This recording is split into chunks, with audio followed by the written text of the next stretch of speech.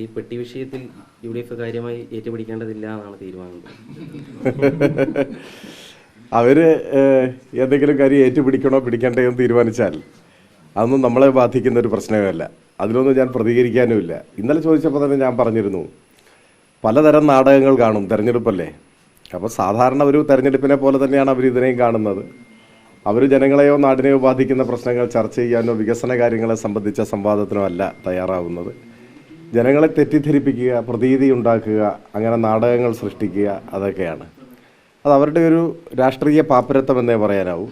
ഇനിയിപ്പോൾ തെരഞ്ഞെടുപ്പ് കാലത്ത് അല്ലെങ്കിലും സാധാരണ നിലയിലുള്ള പരിശോധനയുടെ ഭാഗമായി പക്ഷേ കോൺഗ്രസ് നേതാക്കന്മാരുടെ വാഹനങ്ങളൊന്നും പരിശോധിക്കേണ്ട എന്നൊരു നിയമമോ മറ്റോ പാസ്സാക്കുക മാത്രമേ മാർഗമുള്ളൂ. അതിന് ഉത്തരവാദിത്തപ്പെട്ടവർ ശ്രമിക്കട്ടെ, അങ്ങനെ കോൺഗ്രസ്സുകാരുടെ വാഹനങ്ങൾ അതിന് ഒഴിവാക്കി കൊടുക്കട്ടെ എന്ന് ആശംസിക്കാൻ മാത്രമേ നമുക്ക് സാധിക്കൂ. എനിക്കതിലൊന്നും പറയാനില്ല. അതൊക്കെ ഒരു തെരഞ്ഞെടുപ്പിനെ എങ്ങനെയാണ് ഒരു ജനാധിപത്യ കക്ഷി കൈകാര്യം ചെയ്യുന്നതെന്നത് സംബന്ധിച്ച് നമുക്ക് ഒരു പഠനം നടത്താൻ ഉപകരിക്കുമെന്ന് മാത്രമേ ഉള്ളൂ. അതിലൊന്നും ഞങ്ങൾക്കൊരു അഭിപ്രായവുമില്ല. ഞങ്ങളതൊന്നും ഏറ്റുപിടിക്കാനും പോകുന്നില്ല. ഞങ്ങളെ ബാധിക്കുന്ന പ്രശ്നവുമല്ല. നേതാവ് മാധ്യമങ്ങളെ കാണുക പോലും ചെയ്യാത്ത ഒരവസ്ഥ ഉണ്ടായി ഈ ഒരു വിഷയത്തിന് ശേഷം. സാധാരണ അങ്ങനെ ഒരു വിവാദമാണെങ്കിൽ അദ്ദേഹമെങ്കിലും കാണുന്നുള്ളൂ, മാധ്യമങ്ങളെ കാണാത്ത അവസ്ഥ പോലും ഉണ്ടായി. അതും എനിക്കറിയില്ല. നമുക്ക് അവരോടിപ്പോൾ മാധ്യമങ്ങളെ കാണാൻ നിർബന്ധിക്കാൻ പറ്റില്ലല്ലോ.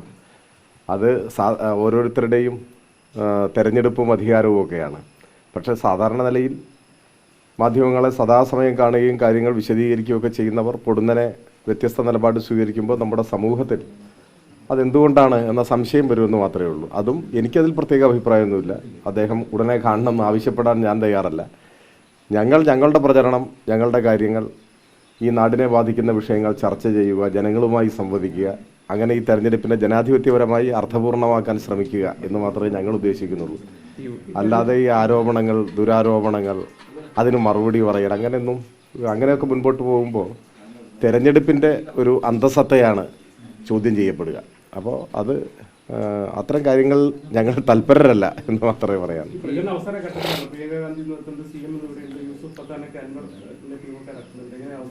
സ്വാഭാവികമാണ്, എല്ലാ നേതാക്കന്മാരും വരട്ടെ. നിലമ്പൂരുകാർക്ക് പ്രിയങ്ക ഗാന്ധിയൊക്കെ കാണാനൊരു അവസരം ഉണ്ടാവട്ടെ. എല്ലാവരും വരട്ടെ, എല്ലാവരും അവരവരുടെ രാഷ്ട്രീയം പറയട്ടെ. അതൊന്നും ഒരു മോശം കാര്യമല്ല. ജനാധിപത്യത്തിൽ നല്ല കാര്യമാണ്. പണ്ട് പണ്ഡിറ്റ് നെഹ്റു വന്നിട്ടുണ്ടല്ലോ, കേരളത്തിൽ വന്നിട്ടുണ്ട്. നെഹ്റു തെരഞ്ഞെടുപ്പ് പ്രചരണത്തിന് വന്നിട്ടുണ്ട്. കോൺഗ്രസ് തോൽക്കുകയാണ് ചെയ്തത്. പക്ഷേ അതൊക്കെ നല്ല കാര്യമാണ്. എല്ലാ നേതാക്കന്മാരും വരികയും അവർക്ക് പറയാനുള്ള രാഷ്ട്രീയം ജനങ്ങളോട് പറയുകയും ചെയ്യുന്നത് നമുക്ക് സ്വാഗതം ചെയ്യാവുന്നതാണ്. അത്രയേ ഉള്ളൂ.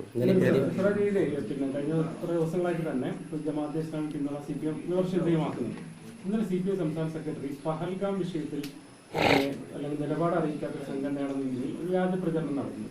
ഇതൊരു ഒരു ഇല്ലാത്ത കാര്യം പറയുന്നതിനപ്പുറത്തേക്ക് ഒരു ഇന്ത്യൻ മുസ്ലിം സംഘടനകളെ ഒരു ഒരു പാകിസ്ഥാൻ അനുകൂലികളായി ചിത്രീകരിക്കുന്ന സംഘപരിവാർ ഭാഷയിൽ തുല്യമാണെന്നതിൽ വിമർശനം ഉയരുന്നത് എങ്ങനെ കാണുന്നത്? മാഷയുടെ സ്റ്റേറ്റ്മെന്റ് എന്താണെന്ന് ഞാൻ ശ്രദ്ധിച്ചിട്ടില്ല. നമ്മൾ ഈ ഇലക്ഷൻ തിരക്കുകളിലാണല്ലോ. പക്ഷേ ഒരു കാര്യം ആവർത്തിച്ചുറപ്പിച്ച് പറയാം. ഇപ്പോൾ ജമാഅത്ത് ഇസ്ലാമി ഒന്നും നമ്മളങ്ങനെ കേരളത്തിൽ വലിയ സ്വാധീനം ചെലുത്തിയ ഒരു പാർട്ടിയോ സ്വാധീനം ചെലുത്തുമെന്ന് കരുതപ്പെടുന്ന ഒരു പാർട്ടിയോ അല്ല. അതവിടെ നിൽക്കട്ടെ. മുസ്ലിം ലീഗ് സംബന്ധിച്ച്, മുസ്ലിം ലീഗ് കേരളത്തിലെ മുന്നണി രാഷ്ട്രീയത്തിൽ അവരുടേതായ ഒരു സ്വാധീനം ഉള്ളതാണല്ലോ. നിയമസഭയിലൊക്കെ ഒരു സാന്നിധ്യമുള്ള, അവരുടേതായ സാന്നിധ്യവും സ്വാധീനവും ഉള്ളൊരു പാർട്ടിയാണ്. മുസ്ലിം ലീഗിനെതിരായി തന്നെ അവർ പാകിസ്ഥാൻ അനുകൂല സംഘടനയാണ്, അല്ലെങ്കിൽ പാകിസ്ഥാനുമായി ചേർത്ത് വെച്ച് അവരെ വിമർശിക്കാൻ സംഘപരിവാരം ശ്രമിച്ചപ്പോൾ നിങ്ങളിൽ തന്നെ ചില ചാനലുകളിൽ നിന്നിട്ട് ഞാൻ പ്രതിരോധിച്ചിട്ടുണ്ട്. എനിക്ക് നല്ല ഓർമ്മയുണ്ട്. കോൺഗ്രസിൻ്റെ നേതാവ് നിശബ്ദനായി കേട്ടിരിക്കുകയാണ് ഇത്, ആസ്വദിക്കുന്ന പോലെ കേട്ടിരിക്കുകയാണ് ഇത്. ഞാൻ പ്രതീക്ഷിച്ചത് ആ ചർച്ചയിൽ കോൺഗ്രസ് പ്രതിരോധിക്കും, ഒന്നുമില്ലെങ്കിൽ അവരുടെ മുന്നണിയിൽ ഒരു ഘടകകക്ഷിയാണല്ലോ. മൗനം കൊണ്ട് പിന്തുണ കൊടുത്തപ്പോൾ, സംഘപരിവാർ വാദത്തിന് മൗനം കൊണ്ട് കോൺഗ്രസ് പിന്തുണ കൊടുത്തപ്പോൾ ശക്തമായി അതിനെ പ്രതിരോധിച്ച ഒരാളാണ് ഞാൻ. അത് നിങ്ങൾക്കിപ്പോഴും ആ ദൃശ്യശകലങ്ങൾ നവമാധ്യമങ്ങളിലും മറ്റും കാണാൻ സാധിക്കും. അതിനെ അനുകൂലിക്കുകയല്ല. ഞാൻ ഒന്നിലേറെ തവണ ദൃശ്യമാധ്യമങ്ങളിൽ അത്തരം അനുഭവങ്ങൾ ഉണ്ടായിട്ടുണ്ട്. ഞാനത് അർത്ഥശങ്കയ്ക്കിടയില്ലാതെ പറയുകയും ചെയ്തിട്ടുണ്ട്. അവരുടെ രാഷ്ട്രീയത്തോട് നമ്മൾ വിയോജിക്കും, പക്ഷേ മറ്റ് സംഘപരിവാർ പ്രചരണത്തെ നമ്മൾ എതിർക്കുകയും ചെയ്യും. അപ്പോൾ ഏതെങ്കിലും സംഘടനകളെ അങ്ങനെ പാകിസ്ഥാൻ എന്ന നിലയിൽ ചിത്രീകരിക്കുന്ന ഒരു നീക്കവും ഇടതുപക്ഷത്തിൻ്റെ ഭാഗത്തുനിന്നും ഉണ്ടായിട്ടില്ല. ഗോവിന്ദൻ മാഷയുടെ സ്റ്റേറ്റ്മെൻറ്റ് എന്താണെന്ന് ഞാൻ മനസ്സിലാക്കിയിട്ടില്ല. മാഷും ഒരിക്കലും നിങ്ങളീ പറഞ്ഞതുപോലെ പറയില്ല. അത്തരം കാര്യങ്ങളിൽ എന്തെങ്കിലും വിശദീകരണം നിങ്ങൾക്ക് ആവശ്യമുണ്ടെങ്കിൽ മാഷോട് തന്നെ ചോദിക്കാവുന്നതാണ്. മാത്രവുമല്ല, ജമാഅത്തെ ഇസ്ലാമിയെ സംബന്ധിച്ചിടത്തോളം പൊതുസമൂഹത്തിൽ നിൽക്കുന്ന വിഷയം അവർ മതരാഷ്ട്രവാദികളാണ് എന്നതാണ്. ജനാധിപത്യ മതനിരപേക്ഷ സമൂഹത്തിന് ശക്തി പകരുന്ന നിലപാടല്ല അവർ സ്വീകരിക്കുന്നത്. അവർ മതരാഷ്ട്രവാദികളാണ്.